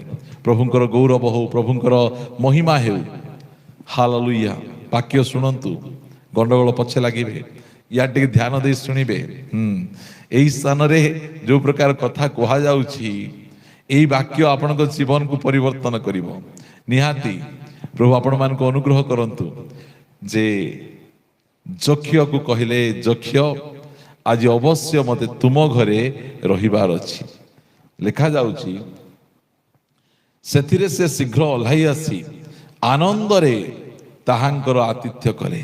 ଯୀଶୁ ଆମ ଘରକୁ ଆସୁଛନ୍ତି, ଯୀଶୁଙ୍କ ପାଇଁ ଭଲ ଆତିଥ୍ୟ ସତ୍କାର କରିବାର ଅଛି। ଯୀଶୁଙ୍କ ପାଇଁ ସବୁ ପ୍ରକାର ଆତିଥ୍ୟ ସତ୍କାର କରିଦେଲେ। ଯେତେବେଳେ ଯୀଶୁଙ୍କ ପାଇଁ ସବୁ ପ୍ରକାର ଆତିଥ୍ୟ ସତ୍କାର ଚାଲିଛି, ଖାଇବା, ପିଇବା, ରହିବା, ବସିବା, ସବୁ ଏ ଠୁ ଜେଡ୍ କରୁଛନ୍ତି, ମାତ୍ର ଯୀଶୁ ଖ୍ରୀଷ୍ଟଙ୍କୁ ଯେତେବେଳେ ଘରକୁ ଆଣିଛନ୍ତି, ସେ ଜାଣିପାରୁଛନ୍ତି ଏଇ ଯୋଉ ଖଟରେ ଯୀଶୁ ବସିଛନ୍ତି, ଲାଞ୍ଚ ନେଇକିନା କିଣିଛି। ଯେଉଁ ଡାଇନିଂ ଟେବୁଲରେ ମୁଁ ଖୁଆଉଛି ଯୀଶୁଙ୍କୁ, ସେଇଟା ମଧ୍ୟ ଲାଞ୍ଚର ପଇସାରେ ହେଇଛି। ଯେଉଁ ପିତ୍ତଳ ଢାଳ କି କୋଉ ଢାଳରେ ପାଣି ଦଉଛି, ଏଇଟା ମଧ୍ୟ କିଏ ଦେଇଛନ୍ତି? ଯୀଶୁ ଖ୍ରୀଷ୍ଟ ଜ୍ୟୋତି ଅଟନ୍ତି। ଯୀଶୁ ଖ୍ରୀଷ୍ଟର ସାମ୍ନାକୁ ଆସୁଛନ୍ତି ଯକ୍ଷଙ୍କୁ, ତାଙ୍କର ପାପ ଗୁଡ଼ିକ ଛଳ ଛଳ ଛଳ ଛଳ ଦେଖାଯାଉଛି। ସେ କୋଉ କୋଉ ପ୍ରକାର ପାପ ଗୁଡ଼ିକ କରିଛନ୍ତି, ସେ ସବୁ ଦେଖାଯାଉଛି। ସେଥିପାଇଁ ଯୀଶୁଙ୍କୁ ଲୋକ ଘୃଣା କରନ୍ତି। ଯୀଶୁ ପବିତ୍ର ପରମେଶ୍ୱର, ଯୀଶୁ ଜଗତର ଜ୍ୟୋତି। ସେ ଯେତେବେଳେ ଆମର ସାମ୍ନାରେ ପଳେଇ ଆସନ୍ତି, ଆମ ଜୀବନରେ ଥିବା ପାପ ଗୁଡ଼ିକକୁ ଦେଖାଯାଏ। ସେଥିପାଇଁ ଲୋକମାନେ ଯୀଶୁଙ୍କୁ ଘୃଣା କରନ୍ତି। ଯୀଶୁ ଆସୁ ଆସୁ ଆମ ଜୀବନରେ ଥିବା ଦୁଷ୍ଟତା, ମନ୍ଦତା, କାରଣ ସେ ପବିତ୍ର ପରମେଶ୍ୱର। ସେ ପବିତ୍ର ପରମେଶ୍ୱରଙ୍କୁ ଯେତେବେଳେ ଆମେ ଆମନ୍ତ୍ରଣ କରିବା, ସେତେବେଳେ ପାପ ଗୁଡ଼ିକ ଦେଖାଯାଉଛି। ଯକ୍ଷ ଯୀଶୁଙ୍କୁ ଖାଇବା ପିଇବାକୁ ଦଉଛି, ଆତିଥ୍ୟ ସତ୍କାର କରୁଛି, ମାତ୍ର ଏହାଡ଼େ ମୁହଁ ଶୁଖି ଯାଉଛି, ଇଆଡ଼େ କଷ୍ଟ ଲାଗୁଛି। ଓହୋ, କ'ଣ ହେଇଗଲା? ସେତେବେଳେ ଲେଖାଯାଉଛି 8 ପଦରେ, କିନ୍ତୁ ଯକ୍ଷ ଠିଆ ହୋଇ ପ୍ରଭୁଙ୍କୁ କହିଲେ। ଯକ୍ଷ ଠିଆ ହେଇଗଲେ। ଯୀଶୁ କ'ଣ ପ୍ରଚାର କଲେ? ଲେଖାଯାଏ, ଯକ୍ଷ ରହିପାରୁନାହାନ୍ତି, ଭିତରେ ପାପ ତାଙ୍କର ଉଙ୍କି ମାରୁଛି। ଏତେ ପବିତ୍ର ପରମେଶ୍ୱରଙ୍କୁ ଆମ ଘରକୁ ମୁଁ ଡାକି ଦେଇଛି, ମାତ୍ର ମୋ ଜୀବନ ପାପରେ ପରିପୂର୍ଣ୍ଣ, ମୋ ଜୀବନ କଦର୍ଯ୍ୟରେ ପରିପୂର୍ଣ୍ଣ। ମୁଁ ଗୋଟେ ଲାଞ୍ଚୁଆ ଲୋକ, ମୁଁ ଚାକିରି କରୁଛି, ଧନୀ ଲୋକ ସିନା, ମୋର ଘରେ ସବୁ ଲାଞ୍ଚରେ ପରିପୂର୍ଣ୍ଣ ଜିନିଷ ଅଛି। ଆଲମିରା ଲାଞ୍ଚର ଟଙ୍କା, ମୋ ସ୍ତ୍ରୀ ପିନ୍ଧିଥିବା ସୁନା ଲାଞ୍ଚ, ଏଇ ସବୁ କରପସନରେ ଭରପୁର ହେଇଯାଇଛି। ସେତେବେଳେ ସେ ସାଙ୍ଗେ ସାଙ୍ଗେ ଠିଆ ହେଇକିନା ସେ କହୁଅଛି, କିନ୍ତୁ ଯକ୍ଷ ଠିଆ ହୋଇ ପ୍ରଭୁଙ୍କୁ କହିଲେ, ହେ ପ୍ରଭୁ, ଦେଖନ୍ତୁ, ମୋର ସମ୍ପତ୍ତିର ଅର୍ଦ୍ଧେକ ମୁଁ ଦରିଦ୍ର ମାନଙ୍କୁ ଦାନ କରୁଅଛି। ଯୀଶୁଙ୍କୁ ପାଇଲା ପରେ ଟଙ୍କା ମିଳେ କି ଟଙ୍କା ଯାଏ? ଏଇଟା ଟିକେ ଧ୍ୟାନ ଦିଅନ୍ତୁ। ଯୀଶୁ ଖ୍ରୀଷ୍ଟଙ୍କୁ ପାଇଲା ପରେ କ'ଣ ହଉଛି? ଯକ୍ଷ ଧନୀ ହେଉନାହାନ୍ତି। ଯକ୍ଷଙ୍କ ଘରେ ଯେଉଁ କରପସନରେ ଯେଉଁ ଟଙ୍କା ଆସିଛି, କରପସନରେ ଯେଉଁ ଧନ ସମ୍ପତ୍ତି ଅଣାଯାଇଛି, ଲୁଟ୍ କରି, ଲାଞ୍ଚ ନେଇ, ବିଭିନ୍ନ ପ୍ରକାର ଖରାପ କାମ କରି, ସେତେବେଳେ ଯକ୍ଷ ସାଙ୍ଗେ ସାଙ୍ଗେ ଠିଆ ହେଇଯାଉଛନ୍ତି, ଆଉ କହୁଛନ୍ତି, ହେ ପ୍ରଭୁ, ଦେଖନ୍ତୁ, ମୋର ସମ୍ପତ୍ତିର ଅର୍ଦ୍ଧେକ ମୁଁ ଦରିଦ୍ର ମାନଙ୍କୁ ଦାନ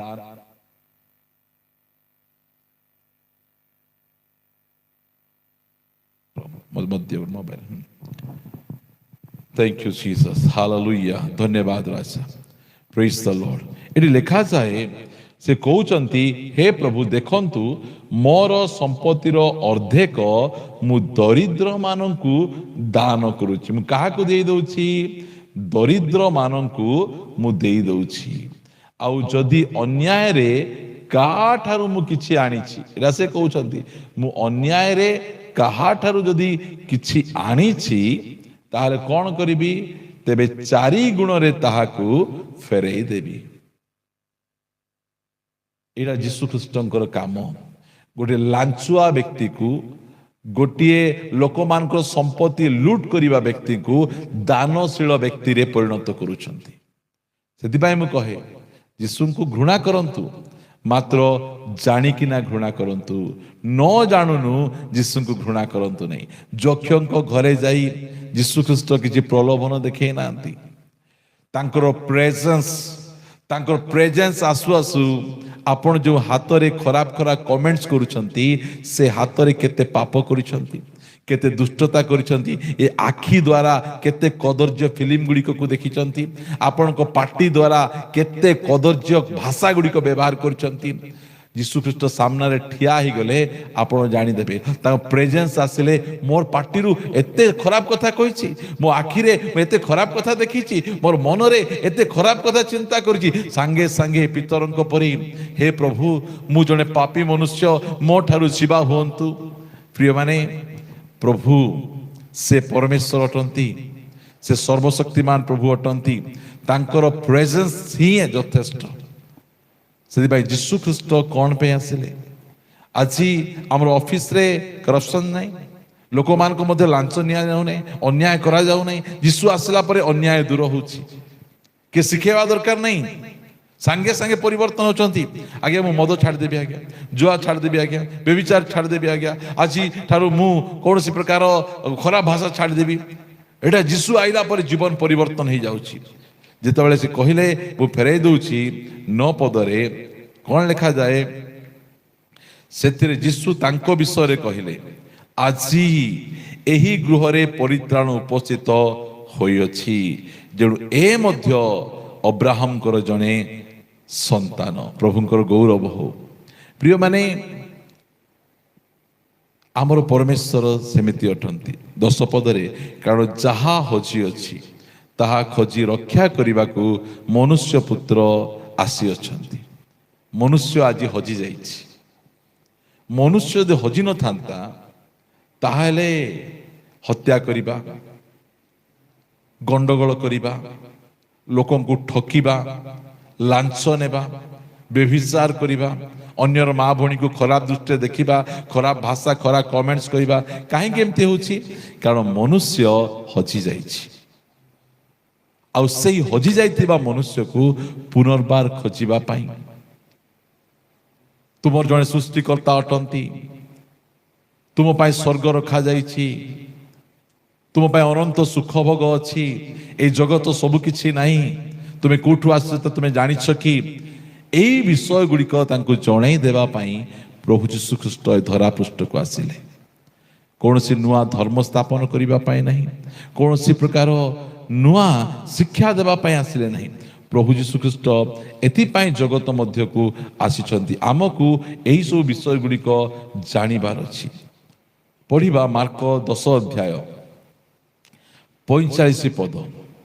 मार्क 10 अध्याय 45 पद। कारण मनुष्य पुत्र मध्य बाले प्रभु यीशु मध्य सेवा पाइबा को आसी नहांती।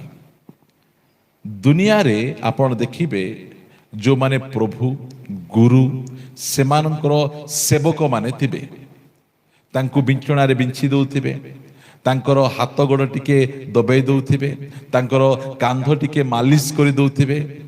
मात्र प्रभु यीशु ख्रीष्ट सेवा पाइबा पई आसिले नहीं।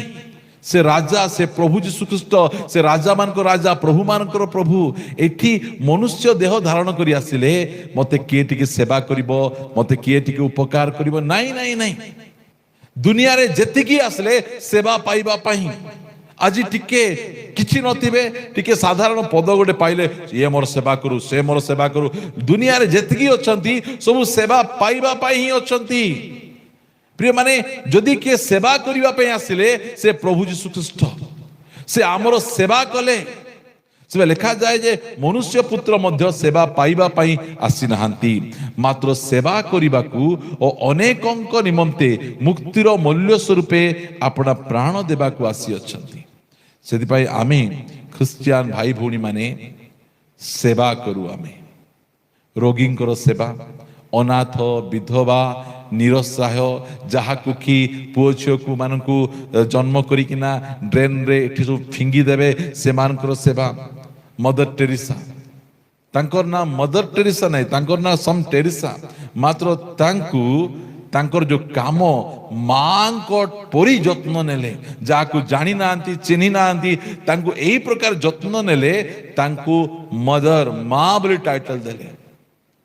ସେ ଯୋଉ ପ୍ରକାର ସେବା କରିଛନ୍ତି, ସେଥିପାଇଁ ତାଙ୍କୁ କହିଲେ ମଦର ଟେରେସା। ବିଦେଶରୁ ଆଇଲେ, ଏହି ସ୍ଥାନରେ ଆସିକିନା କାହାର ଧର୍ମ ପରିବର୍ତ୍ତନ କଲେ ନାହିଁ, ଏହି ପ୍ରକାର ମାନବର ସେବା କଲେ। ଯୋଉ କୁଷ୍ଠ ରୋଗୀ ମାନଙ୍କୁ ମରିବା ପାଇଁ ଛାଡି ଦେଇଥିଲେ, ମରିକିନା ଛଟପଟ ହେଇକି ରହୁଥିଲେ, ସେ ନିଜ ହାତରେ ସେମାନଙ୍କର ଘା ଗୁଡ଼ିକକୁ ସଫା କଲେ। ଦିନେ ନବଜୋତ ସିଂ ସିଦ୍ଧୁ ମଦର ଟେରେସାଙ୍କ ସହିତ ମିଶିବା ପାଇଁ ଗଲେ। ଆଉ ସେଇ ସମୟରେ ତାଙ୍କ ଅଫିସରେ ସେ ବସିଛନ୍ତି, ମୁଁ ମଦର ଟେରେସାଙ୍କୁ ମିଶିବା ପାଇଁ ଆସୁଛି ବୋଲି କହିବାରୁ ସେ କହିଲେ ଟିକେ ଅପେକ୍ଷା କରନ୍ତୁ, ମଦର ଟେରେସା ଜଣେ ରୋଗୀଙ୍କର ସେବା କରୁଛନ୍ତି, ଆଉ ସେ ଆସିବେ। ଜଗିଲେ, 10 ମିନିଟ୍ ହେଇଗଲା, 15 ମିନିଟ୍ ହେଇଗଲା, ସେ ବିରକ୍ତ ହେଇଗଲେ। ଏମିତି କ'ଣ ସେବା କରୁଛନ୍ତି ବୋଲି ସେ ତାଙ୍କର ସେହି ରୋଗୀଙ୍କ ରୁମକୁ ପଳେଇଲେ। ଦେଖିଲା ବେଳେ ଗୋଟେ କୁଷ୍ଠ ରୋଗୀ, ତାଙ୍କର ଦେହ ଏତେ ଗନ୍ଧୁଛି, ମଦର ଟେରେସା ନିଜ ହାତରେ ତାଙ୍କର ସେ ଘା ଗୁଡ଼ିକୁ ସଫା କରୁଛି, ପୂଜ ପୋକ ବାହାରୁଛି। ଆଉ ଯୋଉ ସମୟରେ ସେ ନବଜୋତ ସିଂ ସିଦ୍ଧୁ ତାଙ୍କର ସେହି ସେବାକୁ ଦେଖିଲେ, ଘରକୁ ଯାଇ ସେ 2 ଦିନ ଖାଇପାରିଲେ ନାହିଁ, ଏ ପ୍ରକାର ଭାବରେ ଦୁର୍ଗନ୍ଧ ଦଉଥିଲା। ସେତେବେଳେ ସେ ଆସି ପଚାରିଲେ, ଆପଣ ସେ ରୋଗୀମାନଙ୍କୁ ଏତେ ସେବା କେମିତି କରିପାରୁଛନ୍ତି? ସେ କହିଲେ, ମୁଁ ରୋଗୀଙ୍କର ସେବା କରୁନାହିଁ, ମୁଁ ମୋର ପ୍ରଭୁଙ୍କର ସେବା କରୁଛି। ମୋର ପ୍ରଭୁଙ୍କୁ ସେବା କଲା ପରେ ତାଙ୍କୁ ସେବା କରୁଛି। ପ୍ରିୟମାନେ, ଆମର ପ୍ରଭୁ ଆମକୁ ଏଇ ସବୁ ଶିଖେଇଛନ୍ତି। ସେ ସେବା ପାଇବା ପାଇଁ ଆସିଲେ ନାହିଁ। ଗୁରୁମାନେ ସେବା ପାଇବେ, ମାତ୍ର ଗୋଟେ ଗୁରୁ, ଯୋଉ ଗୁରୁ କି ଶିଷ୍ୟମାନଙ୍କର ପାଦ ଧୋଇ ଦେଇଥିଲେ, ଶିଷ୍ୟମାନେ ଗୁରୁମାନଙ୍କର ପାଦ ଧୋଇଦେବେ। ଯୀଶୁ ଖ୍ରୀଷ୍ଟ କ୍ରୁଶରେ ମରିବାକୁ ଯିବା ପୂର୍ବରୁ ଶିଷ୍ୟମାନଙ୍କୁ କହିଥାନ୍ତେ ଯେ ମୁଁ ଏତେ ଦିନ ତୁମମାନଙ୍କ ସେବା କଲି, ଏବେ ମରିବାକୁ ଯାଉଛି, ମୋର ଟିକେ ଯତ୍ନ ନିଅ, ମତେ ଟିକେ ସେବା କର। ନାଇଁ ନାଇଁ, ମରିବାକୁ ଯିବା ପୂର୍ବରୁ, ଦେଖନ୍ତୁ, ଦୁନିଆ ଛାଡିବା ପୂର୍ବରୁ ସେ କ'ଣ କରୁଛନ୍ତି? ଶିଷ୍ୟମାନଙ୍କର ପାଦ ଧୋଇଦେଲେ। ପ୍ରିୟମାନେ, ଆଜି ସିନିୟର ଲୋକମାନେ, ଓ ମୁଁ ସିନିୟର, ତୁମେ ଜୁନିୟର, ମୋର ପାଦ ତଳେ ଥାଅ, ଏଇ ପ୍ରକାର ଚାଲିଛି। ମାତ୍ର ଯୀଶୁ ଖ୍ରୀଷ୍ଟଙ୍କୁ ଜାଣନ୍ତୁ, ତା ପଛେ ଘୃଣା କରିବେ। ସେ ସେବା ପାଇବା ପାଇଁ ଆସିଲେ। କିଏ କୁହନ୍ତୁ, ଦୁନିଆରେ ଏମିତି କିଏ ଅଛନ୍ତି ଯେ ସେବା କରିବା ପାଇଁ ଆସିଲେ? ସମସ୍ତେ ତ ସେବା କରିବା ପାଇଁ ଆସିଲେ, ସେବା ପାଇବାକୁ ଆସିଲେ। ଆସିଲେ, ରହିଲେ, ମସ୍ତ ରାଜଘରେ ଓ ବିଭିନ୍ନ ପ୍ରକାର ଭାବରେ ରହିଲେ। ମାତ୍ର ପ୍ରଭୁ ଯୀଶୁ ଖ୍ରୀଷ୍ଟ ଜଣେ ଯେ କି ସେ ଆସିଲେ, ଆଉ କ'ଣ କଲେ? ସେ ଆମମାନଙ୍କର ସେବା କଲେ। ପ୍ରିୟମାନେ, ଆମର ପରମେଶ୍ୱର ସେବା କରିବା ପାଇଁ ଆସିଲେ। ସେ ପ୍ରଥମରେ ତାଙ୍କୁ ଜାଣନ୍ତୁ, ଏହାପରେ ତାଙ୍କୁ ଘୃଣା କରିବେ। ସେ ସେହି ପ୍ରକାର ପ୍ରଭୁଙ୍କର ଲୋକମାନେ ଅଛନ୍ତି। ଖ୍ରୀଷ୍ଟିଆନ ଭାଇ ଭଉଣୀ ମାନେ ଯୀଶୁଙ୍କ ଠାରୁ ସେମାନେ ଶିଖିଛନ୍ତି କି ପ୍ରକାର ଭାବରେ ଲୋକଙ୍କର ସେବା କରାଯିବ। ଯୀଶୁ ଖ୍ରୀଷ୍ଟ ଆସି ଏଠି ଗୋଟେ ବଡ଼ ମଠ ଗୋଟେ ତିଆରି କରିଦେଇ ସେଠି ବସି ତାଙ୍କର ଅନେକ ଅନେକ ହଜାର ହଜାର ଶିଷ୍ୟମାନେ, ତାଙ୍କର ଭକ୍ତମାନେ ତାଙ୍କୁ ପ୍ରସାଦ ଆଣିଦେଲେ, ଭୋଗ ଆଣିଦେଲେ, ତାଙ୍କୁ କ୍ଷୀରି ପୁରୀ ଆଣିଦେଲେ। ଆଉ ସେ ଖାଇ ଖାଇ ବସି ନଥିଲେ, ଖାଲି ପାଦରେ ଚାଲି ଚାଲି ବୁଲିଲେ। ମରିବା ପୂର୍ବରୁ ଗଧ ଉପରେ ଗୋଟେ ବସିକିନା ସେ ଜେରୁସାଲେମରେ ମରିବା ପାଇଁ ଗଲେ। ଏହି ପ୍ରକାର ଫାଷ୍ଟରେ ଜାଣନ୍ତୁ, ଯୀଶୁ ଖ୍ରୀଷ୍ଟଙ୍କ ବିଷୟରେ ଜାଣନ୍ତୁ, ତାପରେ ତାଙ୍କୁ ଘୃଣା କରିବେ। ତାଙ୍କ ବିଷୟରେ କିଛି ନ ଜାଣି ଅନ୍ନେସେସରି ତାଙ୍କୁ ଗାଳି ଗୋଳଜ କରିବା ଏଇଟା କୌଣସି ପ୍ରକାର ଭାବରେ ବିଧିସଙ୍ଗତ ନୁହେଁ। ପ୍ରିୟମାନେ, ପ୍ରଥମେ ଜାଣନ୍ତୁ, ଆପଣ ତାଙ୍କୁ ଚିହ୍ନନ୍ତୁ, ତା ପଛେ ତାଙ୍କୁ ଆପଣ ଘୃଣା କରିବେ। ପଢିବା ଯୋହନ ସୁସମାଚାର 10 ଅଧ୍ୟାୟ 10 ପଦ। ଯୋହନ 10 ଅଧ୍ୟାୟ 10 ପଦ ଲେଖାଗଲା, ଚୋର କେବଳ ଚୋରି, ବଧ ଓ ବିନାଶ କରିବା ନିମନ୍ତେ ଆସେ। ସେମାନେ ଯେପରି ଜୀବନ ପାଆନ୍ତି, କିଏ? ମନୁଷ୍ୟମାନେ ଜୀବନ ପାଆନ୍ତି ଓ ପ୍ରଚୁର ଭାବରେ ପାଆନ୍ତି, ଏଥି ନିମନ୍ତେ ମୁଁ ଆସିଛି। ଚୋର କଣ ପାଇଁ ଆସେ? ଚୋରି କରିବା ପାଇଁ, ବୋଧ ବିନାଶ କରିବା ପାଇଁ। ଯୀଶୁ ଖ୍ରୀଷ୍ଟ ବୋଧ ବିନାଶ କରିବା ପାଇଁ ଆସିଲେ ନାହିଁ। ତାଙ୍କ ହାତରେ କୌଣସି ଖଡ୍ଗ ଆକା ନଥିଲା। ଚୋରମାନେ ଆସିଲେ ଅସ୍ତ୍ରଶସ୍ତ୍ର ଧରି ଆସନ୍ତି, କାଳେ ଧରା ପଡ଼ିଲେ ଡରେଇ ପିଟିକିନା ମାର ପିଟ କରିକିନା ପଳେଇ ଯିବେ। ମାତ୍ର ଯୀଶୁ ଖ୍ରୀଷ୍ଟ ବୋଧ ବିନାଶ କରିବା ପାଇଁ ଆସିଲେ ନାହିଁ। ଯୀଶୁ ଖ୍ରୀଷ୍ଟ କଣ ପାଇଁ ଆସିଲେ? ଆମେ ଯେମିତି ଜୀବନ ପାଇବୁ। ଆମେ ଜୀବନ ପାଇବା ପାଇଁ ତାଙ୍କର ନିଜର ଜୀବନକୁ ସେ ଦେଇଦେଲେ, ତାଙ୍କର ଜୀବନକୁ ସେ ବଳିଦାନ ଦେଇଦେଲେ। ପ୍ରିୟମାନେ, ସେବେ ଯୀଶୁ ଖ୍ରୀଷ୍ଟ ମାରିବା ପାଇଁ ଆସିଲେ ନାହିଁ, ଆମକୁ ଜୀବନ ଦେବା ପାଇଁ ଆସିଲେ। ପ୍ରଚୁର ଜୀବନ, ଏହି ପୃଥିବୀରେ ହିଁ ଆମେ ଜୀବନରେ ରହିବୁ ତାହା ନୁହେଁ। ପ୍ରଚୁର ଜୀବନ ମାନେ ଅନନ୍ତ ଜୀବନ। ଏହା ପରେ ଯେଉଁ ସୁଖ ଭୋଗ, ଯେଉଁ ଆନନ୍ଦ ରହିଛି, ସେଇଟା ମଧ୍ୟ ଆମକୁ ଦେବା ପାଇଁ ଆସିଲେ। ପ୍ରିୟ ପ୍ରଭୁଙ୍କ ଲୋକମାନେ, ଆମେ ଜାଣିବାର ଆବଶ୍ୟକ ରହିଛି। ଯୀଶୁ ଖ୍ରୀଷ୍ଟଙ୍କ ବିଷୟରେ ଆମେ ନ ଜାଣି ସେ ଖ୍ରୀଷ୍ଟିଆନ ମାନଙ୍କର ପ୍ରଭୁ, ସେ ବିଦେଶୀ ଭଗବାନ, ଏଟା କୋଉଠି ଲେଖା ହେଇଛି? କୋଉ ଧର୍ମଶାସ୍ତ୍ର ଲେଖା ଯାଇଛି? ପ୍ରିୟମାନେ, ମନୁଷ୍ୟ ମାନଙ୍କୁ ସିନା ଗୋଟେ ବାଉଣ୍ଡ୍ରି ଥିବ, ପରମେଶ୍ୱରଙ୍କ ଗୋଟେ ବାଉଣ୍ଡ୍ରି ଥିବ।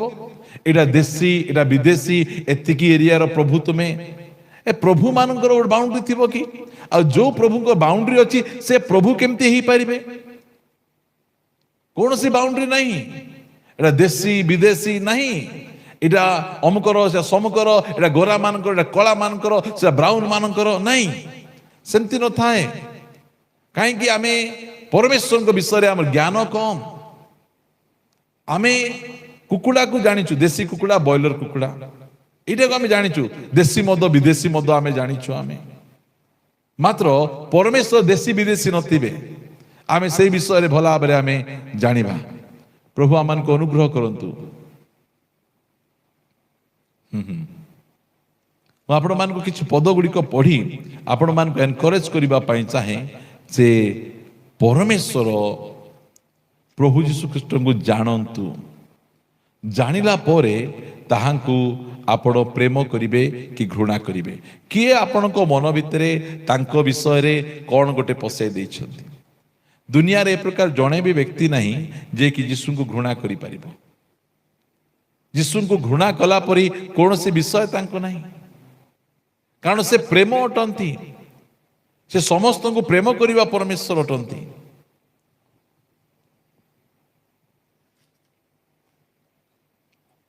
ପଢିବା ଆମେ ପ୍ରଥମ ଯୋହନ ପୁସ୍ତକ, ଏହାପରେ ଆମେ ଆଗକୁ ବଢିବା। ଯୀଶୁ ଖ୍ରୀଷ୍ଟ ଜଗତକୁ ସେ ଆସିଥିଲେ। ସେ କଣ ପାଇଁ ଆସିଥିଲେ? ତାଙ୍କ ବିଷୟରେ ନ ଜାଣି ଆମେ ତାହାଙ୍କୁ ଘୃଣା କରିବାଟା ଏଇଟା ଭଲ ନୁହେଁ। ପଢିବା ପ୍ରଥମ ଯୋହନ, ଏହାର 3 ଅଧ୍ୟାୟର 5 ପଦରେ ଆମେ ପଢୁଛୁ,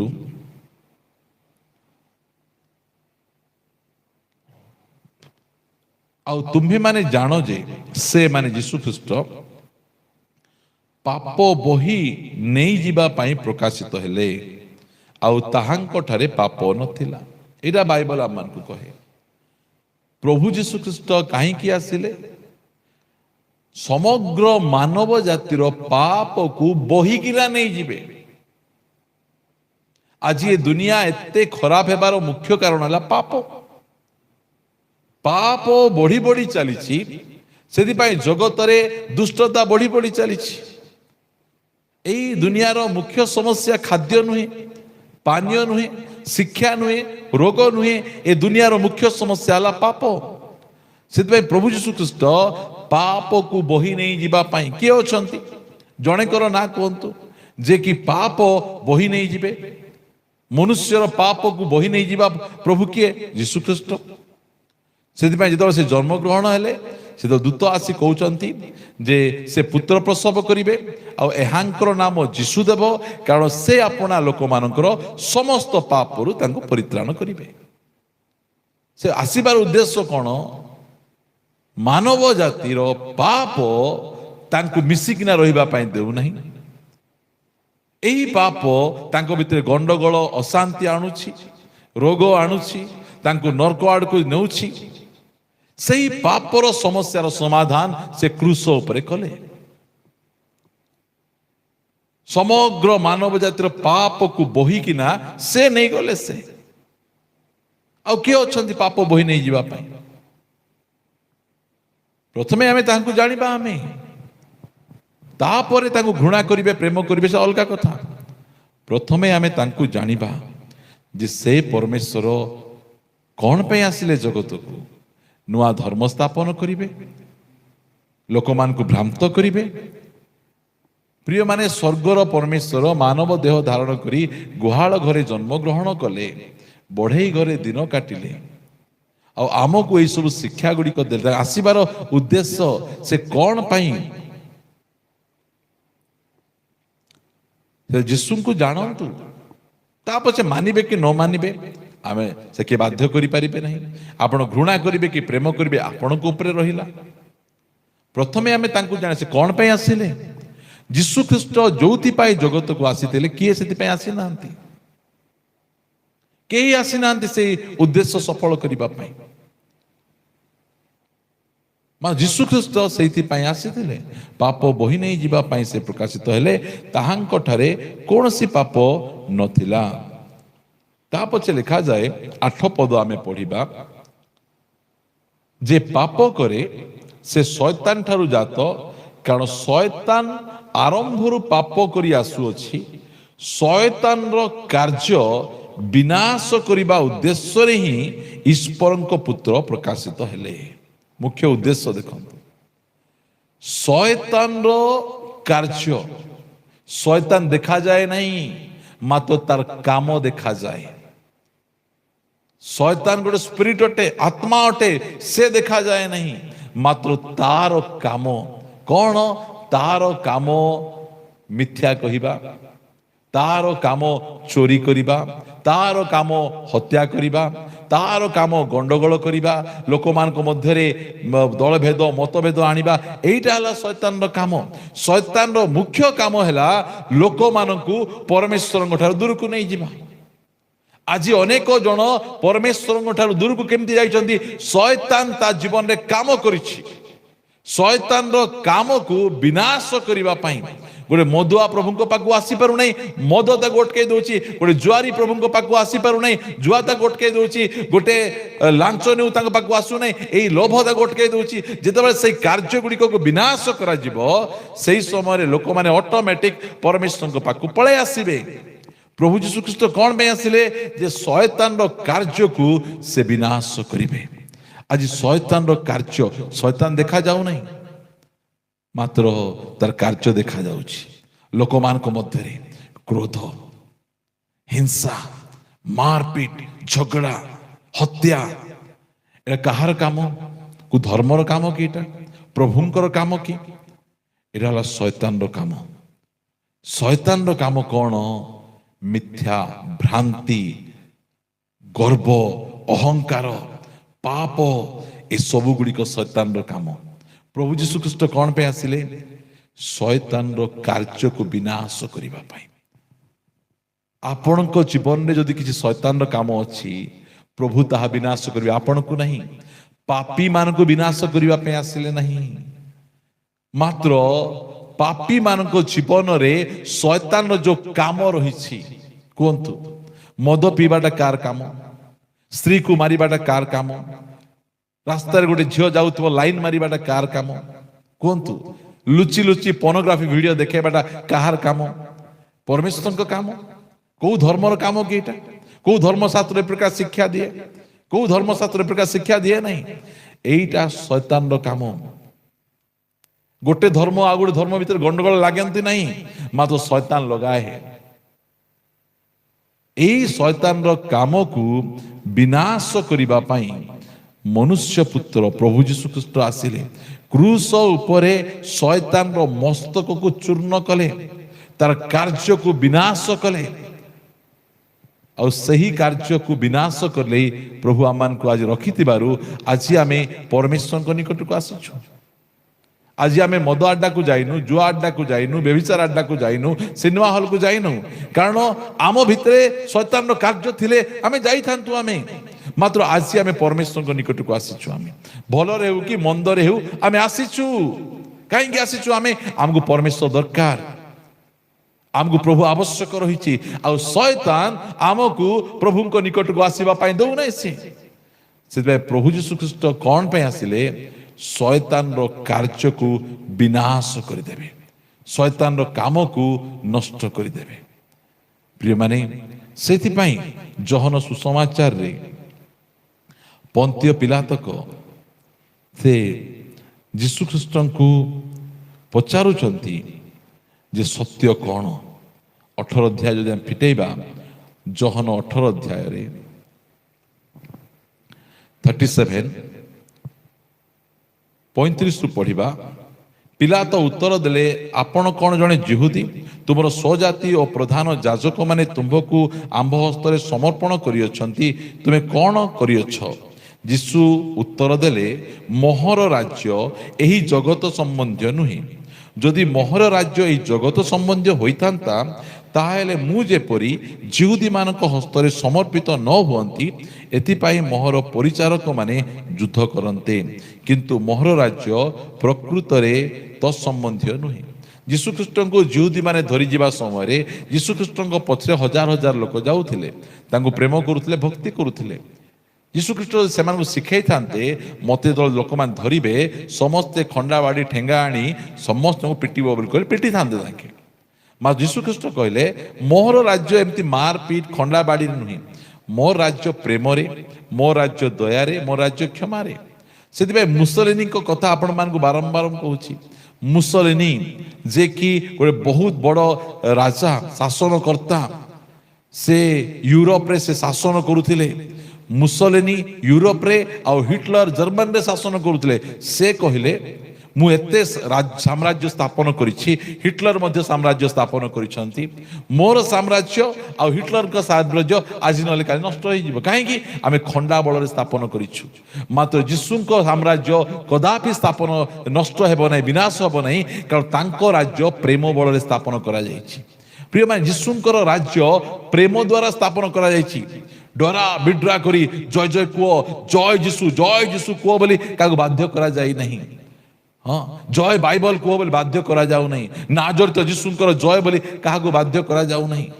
ଲୋକମାନେ ଯେତେବେଳେ ଜାଣିଲେ ଯୀଶୁଖ୍ରୀଷ୍ଟ ସତ୍ୟ ପରମେଶ୍ୱର, ପବିତ୍ର ପରମେଶ୍ୱର, ଆମର ଉଦ୍ଧାରକର୍ତ୍ତା, ସୃଷ୍ଟିକର୍ତ୍ତା, ସେତେବେଳେ ନିଜେ କହିଲେ, ବୋଲ ୟେଶୁ ମସିହ କି ଜୟ ଜୟ ଜୟ ଜୟ। ସେମାନେ କହିଲେ, କାହିଁକି? କାରଣ ଯୀଶୁଖ୍ରୀଷ୍ଟ ବିଜୟ ଦେବା ପରମେଶ୍ୱର, ସେ ଜୟ ଦେବା ପରମେଶ୍ୱର। ସେଥିପାଇଁ ସେ ଏହିସବୁ ବିଷୟ ଗୁଡ଼ିକ ସେ ହଉଛି। ପ୍ରିୟମାନେ, ସେଥିପାଇଁ ପ୍ରଭୁ ଯୀଶୁଖ୍ରୀଷ୍ଟଙ୍କ ରାଜ୍ୟ ଏହି ଜଗତ ସମ୍ବନ୍ଧୀୟ ନୁହେଁ। ଯଦି ଜଗତ ସମ୍ବନ୍ଧୀୟ ରାଜ୍ୟ ହେଇଥାନ୍ତା, ତାହେଲେ ଯୀଶୁଖ୍ରୀଷ୍ଟଙ୍କୁ ଧରିବା ସମୟରେ ତାଙ୍କର ଲୋକମାନେ ଖଣ୍ଡା କାତି ବାଡ଼ି ଆଣି ସେମାନେ ଯିହୁଦୀମାନଙ୍କ ସହିତ ଯୁଦ୍ଧ କରିଥାନ୍ତେ। ପିତର ଖଣ୍ଡା କାଢ଼ିଲେ, ଖଣ୍ଡା କାଢ଼ି ସେ ଜଣେ ଦାସଙ୍କର କାନ କାଟି ଏକା ଦେଲେ। ଯୀଶୁଖ୍ରୀଷ୍ଟ କହିଲେ, ଭଲ କଲ, ମତେ ଯେ ଧରିବ ନା ତାଙ୍କୁ ଏମିତି ଖଣ୍ଡାରେ ତାଙ୍କୁ କଟାଯିବ। କହିଲେ, ଏ ପିତର, ଏ କେଫା କହିଲେ, ହେ କେଫା, ତୁମର ଖଣ୍ଡା ତୁମେ କଣ କର? ଖାପ ଭିତରେ ରଖ। ଯେ ଖଣ୍ଡା ବ୍ୟବହାର କରିବ ସେ ଖଣ୍ଡା ଦ୍ୱାରା ବି ନଷ୍ଟ ହେବ। ଯୋଉ କାନ ଛିଣ୍ଡି ଯାଇଥିଲା, କାନକୁ ଉଠେଇଲେ ଆଉ ଲଗେଇ ଦେଲେ, ସୁସ୍ଥ କରିଦେଲେ। ବୁଝନ୍ତୁ, ଯୋଉମାନେ ତାଙ୍କୁ ଧରିବା ପାଇଁ ଆସିଥିଲେ ତାଙ୍କର ମଧ୍ୟ କ୍ଷତି କଲେ ନାହିଁ। ତାଙ୍କର କାନ କଟା ଯାଇଥିଲା, ରକ୍ତାକ୍ତରେ ଛଟପଟ ହେବା ସମୟରେ କାନ ବାହାର କରି କାନରେ ଜଏଣ୍ଟ କରିଦେଲେ, ସେ ଭଲ ହେଇଗଲେ। ବୁଝନ୍ତୁ, ଶତ୍ରୁମାନଙ୍କୁ ମଧ୍ୟ ସେ ପ୍ରେମ କରୁଥିଲେ। ପ୍ରିୟ ପ୍ରଭୁଙ୍କ ଲୋକମାନେ, ଆମେ ଏହା ଜାଣିବାର ଆବଶ୍ୟକ ରହିଅଛି। ଆମର ପରମେଶ୍ୱର କି ପ୍ରକାର, ଯୀଶୁଙ୍କୁ ପ୍ରଥମେ ଜାଣନ୍ତୁ, ତାପରେ ଆପଣ ଘୃଣା କରିବେ କି ପ୍ରେମ କରିବେ, ମାନିବେ କି ନ ମାନିବେ, କିଛି ଦାୟ ଆସେ ନାହିଁ। କାହାକୁ ନ ଜାଣି ତାଙ୍କ ବିରୁଦ୍ଧରେ କଥା କହିବାଟା କୌଣସି ପ୍ରକାର ଭାବରେ ଯୁକ୍ତିତର୍କ ନୁହେଁ, ଯୁକ୍ତିସଙ୍ଗତ ନୁହେଁ। ସେଥିରେ ପିଲାତ ତାହାଙ୍କୁ ପଚାରିଲେ, ତାହେଲେ ତୁମେ କ'ଣ ଜଣେ ରାଜା ନୁହଁ? ଯୀଶୁ ଉତ୍ତର ଦେଲେ, ଆପଣ ତ କହୁଅଛନ୍ତି ମୁଁ ଜଣେ ରାଜା। ଯୀଶୁ କହିଲେ, ହଁ ମୁଁ ରାଜା, ମୁଁ କେବଳ ରାଜା ନୁହେଁ, ମୁଁ ରାଜା ମାନଙ୍କର ରାଜା। ସେଥିପାଇଁ ସେମାନେ କ'ଣ କହୁଛନ୍ତି? ମୁଁ ଜଣେ ରାଜା। ମୁଁ ଯେପରି ସତ୍ୟ ପକ୍ଷରେ ସାକ୍ଷ୍ୟ ଦିଏ, ଏଥି ନିମନ୍ତେ ମୁଁ ଜନ୍ମ ହୋଇ ଅଛି ଓ ଜଗତକୁ ଆସିଅଛି, ଯେ କେହି ସତ୍ୟର ସନ୍ତାନ ସେ ମୋହର କଥା ଶୁଣେ। ସମସ୍ତେ ଶୁଣନ୍ତି ନାହିଁ। ଏ ଜଗତରେ ଦୁଇ ପ୍ରକାର ସନ୍ତାନ, ଗୋଟେ ହେଲା ମିଥ୍ୟାର ସନ୍ତାନ, ଆଉ ଗୋଟେ ସତ୍ୟର ସନ୍ତାନ। ଗୋଟେ ଅନ୍ଧକାରର ସନ୍ତାନ, ଗୋଟେ ଆଲୋକର ସନ୍ତାନ। ଗୋଟେ ପରମେଶ୍ୱରଙ୍କ ସନ୍ତାନ, ଗୋଟେ ଶୈତାନର ସନ୍ତାନ। ଏହି ପ୍ରକାର ସନ୍ତାନ ମାନେ ଅଛନ୍ତି। ଆଉ ଯୀଶୁ ଖ୍ରୀଷ୍ଟ କହିଲେ, ଯେଉଁମାନେ ସତ୍ୟର ସନ୍ତାନ, ପ୍ରିୟମାନେ ଯେତିକି ଭାଇ ଭଉଣୀ ମାନେ ଶୁଣୁଛନ୍ତି, ମୁଁ ବିଶ୍ୱାସ କରେ ଆପଣ ମାନେ ସତ୍ୟର ସନ୍ତାନ, ମିଥ୍ୟାର ସନ୍ତାନ ନୁହନ୍ତି। ଆପଣ ଆଲୋକର ସନ୍ତାନ, ଅନ୍ଧକାରର ସନ୍ତାନ ନୁହନ୍ତି। ଆପଣ ପରମେଶ୍ୱରଙ୍କ ସନ୍ତାନ, ଶୈତାନର ସନ୍ତାନ ନୁହନ୍ତି। ଆପଣ ପରମେଶ୍ୱରଙ୍କ କଥା ଶୁଣୁଛନ୍ତି। ହାଲେଲୁୟା। ପରମେଶ୍ୱରଙ୍କ କଥା ଆପଣ ଶୁଣୁଛନ୍ତି, କାରଣ ଆପଣ ମାନେ ସତ୍ୟର ସନ୍ତାନ। ଯୀଶୁ ଖ୍ରୀଷ୍ଟ କହିଲେ, ଯେ ସତ୍ୟର ସନ୍ତାନ ସେ ମୋହର କଥା ଶୁଣେ। ପ୍ରିୟମାନେ, ଦିନେ ଆମେ ମିଥ୍ୟାରେ ଚାଲୁଥିଲୁ, ମାତ୍ର ଆମେ ସତ୍ୟ ଥିଲୁ, ସତ୍ୟର ସନ୍ତାନ ଥିଲୁ। ସେଥିପାଇଁ ଆମେ ଯୀଶୁଙ୍କର କଥା ଆମେ ଶୁଣୁଛୁ। ପ୍ରଭୁଙ୍କର ଗୌରବ ହଉ। ପ୍ରଭୁ ଯୀଶୁ ଖ୍ରୀଷ୍ଟ ଏଥିପାଇଁ ଆସିଲେ। ଏହି ଶେଷ ପଦ ପଢ଼ି ମୁଁ ପ୍ରାର୍ଥନା କରିବା ପାଇଁ ଚାହେଁ। ଗାଲାତୀୟ ପୁସ୍ତକ। ଯୀଶୁ ଖ୍ରୀଷ୍ଟଙ୍କୁ ଫାଷ୍ଟ ଜାଣନ୍ତୁ, ତାପରେ ଘୃଣା କରିବେ। ଗାଲାତୀୟ 1 ଅଧ୍ୟାୟର 4 ପଦ। ସେ ଆମ୍ଭମାନଙ୍କ ପିତା ଈଶ୍ୱରଙ୍କ ଇଚ୍ଛା ଅନୁସାରେ ଏହି ବର୍ତ୍ତମାନ ଜଗତରୁ, ଏହି ମନ୍ଦ ଜଗତରୁ, ଏହି ଦୁଷ୍ଟ ଜଗତରୁ, ଏ ଶୈତାନର ଜଗତରୁ, ଏ ଅନ୍ଧକାରର ଜଗତରୁ ଆମ୍ଭମାନଙ୍କୁ ଉଦ୍ଧାର କରିବା ପାଇଁ ଆମ୍ଭମାନଙ୍କ ପାପ ନିମନ୍ତେ ଆପଣାକୁ ପ୍ରଦାନ କଲେ। ଆମେ ଏହି ଜଗତର ସିଷ୍ଟମରେ, ଜଗତର ଶୈଳୀରେ, ଆମମାନେ ଏ ଜଗତର ଛାଞ୍ଚରେ ଆମେ ଢଳା ହେଇଯାଇଥିଲୁ। এই ଜଗତର ସବୁ ପ୍ରକାର ଶୈଳୀରୁ, ଜଗତର ସବୁ ପ୍ରକାର ବିଷୟରୁ, ଜଗତର ମୁଖ୍ୟ ବିଷୟ ହେଲା ପଇସା। ପଇସା। এই ଜଗତର ମୁଖ୍ୟ ବିଷୟ ହେଲା ପଇସା ଆଉ ସମ୍ମାନ। ଯାହା ପାଖରେ ପଇସା ଅଛି ଲୋକ ତା ପାଖକୁ ଯିବେ, ଯାହା ପାଖରେ ପଇସା ଅଛି ତାକୁ ସମ୍ମାନ ଦେବେ। ଜଗତରେ ଯାହା ବି କରୁଛନ୍ତି, ପାଠ ପଢୁଛନ୍ତି କ'ଣ? ପଇସା କମେଇବା ପାଇଁ। ଡକ୍ଟର ହଉଛନ୍ତି ପଇସା କମେଇ, ସେବା କରିବା ପାଇଁ କିଏ? ନେତା ହେଲେ ସେବା କରିବା ପାଇଁ କି? ପଇସା କମେଇବା ପାଇଁ। ଆଜି ଜଗତର ପ୍ରଭୁ ପଇସା, ଧନ। ଆଉ ଲୋକମାନେ ଧନ ଆଡକୁ ସେମାନେ ଯାଇଛନ୍ତି। ଟଙ୍କା ପାଇବା ପାଇଁ ଡୁପ୍ଲିକେଟ ମେଡିସିନ ତିଆରି କରିବେ, ଟଙ୍କା ପାଇବା ପାଇଁ ଡୁପ୍ଲିକେଟ ଖାଦ୍ୟ ତିଆରି କରୁଛନ୍ତି, ପ୍ଲାଷ୍ଟିକ ଚାଉଳ, ପ୍ଲାଷ୍ଟିକ ବିଷୟ ଗୁଡ଼ିକ। କାହିଁକି? କାରଣ ପଇସା ଦରକାର ଅଛି, ଟଙ୍କା ଦରକାର ଅଛି। କାହିଁକି? ଏ ଜଗତ ଟଙ୍କାରେ ବନ୍ଧା। ଜଗତ ପଇସାରେ ଆଡେ ଯାଇଛି। ଯୁଆଡେ ପଇସା ସିଆଡେ ଲୋକମାନେ ଯିବେ। ସେଥିପାଇଁ ଏହି ବର୍ତ୍ତମାନ ଜଗତରୁ ଆମ୍ଭମାନଙ୍କୁ ସେ ଟଙ୍କାର ପ୍ରଲୋଭନରୁ, ଟଙ୍କାର ବନ୍ଧନରୁ ଆମକୁ ଉଦ୍ଧାର କରିବା ପାଇଁ ସେ ଆପଣାକୁ ଦେଲେ। ଜଗତର ସିଷ୍ଟମରେ ପ୍ରିୟମାନେ ଆଜି ଲୋକ ଯାହା କରିବେ, ଆଜିର ପୁଅ ଝିଅ ମାନେ ସେମିତି। ପୁଅ ଟିକେ ଯାଉନୁ ମାର୍କେଟ ଜାଗା ଧରି ଆସିବୁ, ମତେ କ'ଣ ଦେବ, ମତେ କ'ଣ ଦେବ, ମତେ ଦେଲେ ମୁଁ ଯିବି। ସମସ୍ତଙ୍କୁ ଦରକାର। ସେଥିପାଇଁ ପ୍ରଭୁ ଯୀଶୁ ଖ୍ରୀଷ୍ଟ ଏହି ଜଗତକୁ କ'ଣ ପାଇଁ ଆସିଲେ? ଏହି ବର୍ତ୍ତମାନ ଜଗତରୁ। କାରଣ ବାଇବଲ ଆମମାନଙ୍କୁ କହେ, ପ୍ରଥମ ଜହନ 5 ଅଧ୍ୟାୟ 19 ପଦ, ଆମ୍ଭେମାନେ ଯେ ଈଶ୍ୱରଙ୍କ ଠାରୁ ଜାତ ଓ ସମସ୍ତ ଜଗତ ଯେ ପାପାତ୍ମାର ଅଧୀନ, ଏହା ଆମ୍ଭେମାନେ ଜାଣୁ। ପ୍ରିୟମାନେ, ଏହା ଆମ୍ଭେମାନେ ଜାଣୁ। ଏଥିପାଇଁ ପ୍ରଭୁ ଯୀଶୁ ଖ୍ରୀଷ୍ଟ ଏହି ବର୍ତ୍ତମାନ ଜଗତ, ଶୟତାନର ଅଣ୍ଡରରେ ଥିବା ଜଗତ, ଏହି ଜଗତରୁ ଆମ୍ଭମାନଙ୍କୁ ଉଦ୍ଧାର କରିବା ପାଇଁ, ଆମ୍ଭମାନଙ୍କୁ ରକ୍ଷା କରିବା ପାଇଁ ଏହି ଧରାପୃଷ୍ଠକୁ ଆସିଲେ। Thank you lord. ଏହି ଧରାପୃଷ୍ଠକୁ ସେ କ'ଣ ପାଇଁ ଆସିଲେ? ଏହି ଜଗତରୁ ଉଦ୍ଧାର କରିବା ପାଇଁ। ପ୍ରଥମେ ଜାଣନ୍ତୁ ଯୀଶୁଙ୍କୁ। କୁହନ୍ତୁ, ଏଇଟା ଆପଣଙ୍କୁ ଦରକାର ନାହିଁ କି? ଆବଶ୍ୟକ ନାହିଁ? ସୁସମାଚାର ଦରକାର ନାହିଁ କି? ମୁକ୍ତି ଦରକାର ନାହିଁ କି? ଆପଣଙ୍କୁ ଜୀବନ ଦରକାର ନାହିଁ କି? ଆପଣଙ୍କୁ ପରିତ୍ରାଣ ଦରକାର ନାହିଁ କି? ଶୈତାନର କାର୍ଯ୍ୟରୁ ମୁକ୍ତି ଦରକାର ନାହିଁ କି? ଆପଣଙ୍କୁ ବର୍ତ୍ତମାନ ଜଗତର ଉଦ୍ଧାର ଦରକାର ନାହିଁ କି? କିଏ କରିପାରିବେ? ସେଥିପାଇଁ ପିତର ଚିଲ୍ଲେଇ ଚିଲ୍ଲେଇ କହିଲେ, ଆକାଶ ତଳେ ମନୁଷ୍ୟମାନଙ୍କ ମଧ୍ୟରେ परित्राण उद्धार पाप क्षमा अनंत जीवन पाइबा पाई यीशुଙ୍କ नाम छड़ा अन्य कौनसी नाम दिया जाई नहीं, केवल यीशु नाम ही दिया जाइछि। प्रथमे आमे यीशु ख्रीष्ट को जानिबा। आज आमे यीशु ख्रीष्ट को आमे जानुछु से किए, से कौन पे आसीथिले। जोखियो से दिन यीशु ख्रीष्ट को जानी देला। यीशु ख्रीष्ट किए ताहा देखिबा को जानिला। से देखला यीशु ख्रीष्ट ख्रिस्टियन मानकर प्रभु नुहंती, यीशु ख्रीष्ट से जिहुदी मानकर प्रभु नुहंती, यीशु ख्रीष्ट इंग्रेज मानकर प्रभु नुहंती, यीशु ख्रीष्ट समस्तंकर प्रभु अटंती, उद्धार करता परित्राण करता। से दिन निज जीवन को तांको ठारे समर्पण कर निज पाप गुड़िक यीशुଙ୍କ निकट को जाई से कहिदेला मु पाप करिछि मते क्षमा कर। ताहा परे प्रभु यीशु ख्रीष्ट ताको कहिले आजी एही घरे परित्राण उपस्थित।